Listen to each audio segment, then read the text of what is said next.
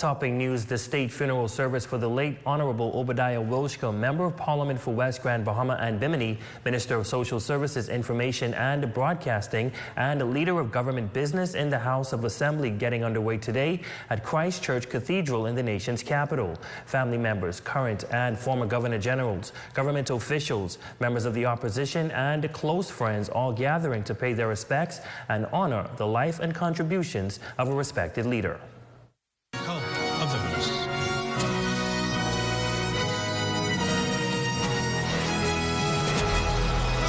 The solemn day began with the immediate family, members of the government, and dignitaries arriving at the House of Assembly to view the body of the late Honorable Obie Wilchcombe. Following the viewing, the family joined a procession escorted by various government agencies.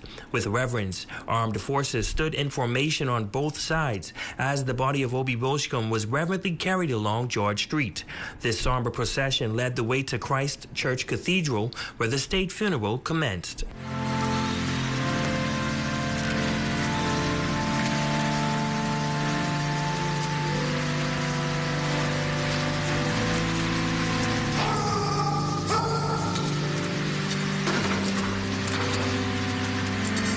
In a touching moment of remembrance, former Prime Minister, the Right Honorable Perry Christie, shared heartfelt memories of the late Honorable Obie Wilchcombe. Prime Minister Philip Davis expressed his condolences, acknowledging the profound loss felt by the nation. He spoke of the deep love that Minister Wilchcombe harbored for the Bahamas. And I will always cherish the memories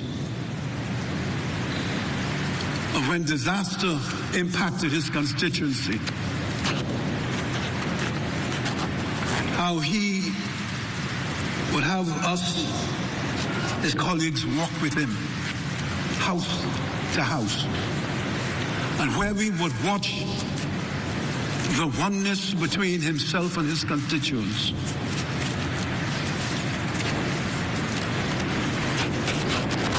And I was not surprised because he was a student of politics. He had an extraordinary adoration and adulation for Sir Lyndon Oscar Finland, to the point where he collected his speeches. Some of them he could quote, having memorized them. I'm saying farewell to a special friend. There's comfort in knowing that Obie's last days were spent in typical fashion, serving the Bahamian people. 4 days before his passing, his pride and enthusiasm bubbled over at the launch of the new ZNS branding and program lineup, at the prospect of once again lifting up our national station.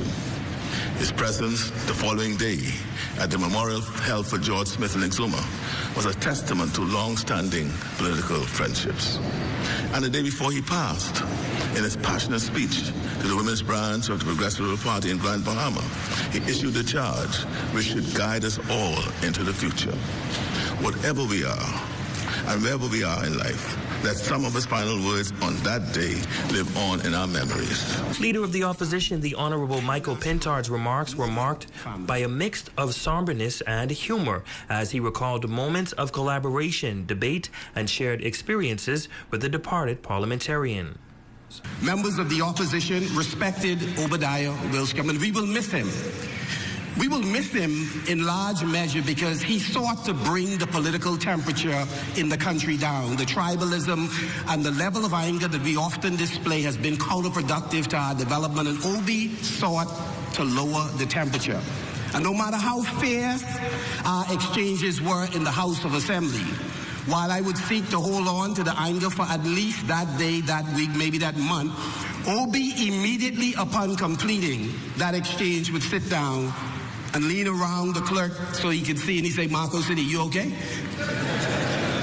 Officiating the ceremony, Reverend Harry Bean, Dean and Rector of Christ Church Cathedral, encouraging those in attendance and the nation at large to reflect on the words of Christ in moments of sadness. In the midst, be careful what you promise. In the midst of a great loss, it is therefore essential to cling to the hope that Jesus offers us. His words serve as a beacon of light guiding us through the darkest of times. For even when our hearts are heavy with grief, we can find solace in the knowledge that our departed loved one is at peace, embraced by the loving arms of a blessed Savior.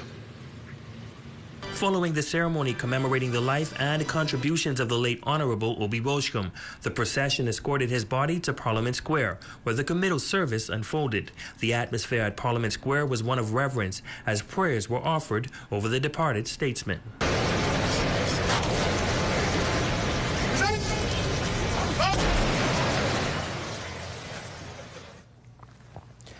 Now, the body of Obie Wilchcombe will now be flown to Grand Bahama, where a memorial service is scheduled at the Bishop Michael Eldon Auditorium at 6 p.m. on Friday, October 13th.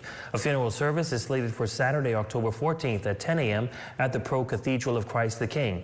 Following the funeral service, the interment of Obie Wilchcombe will take place in West Grand Bahama, where many will gather to say their final farewell.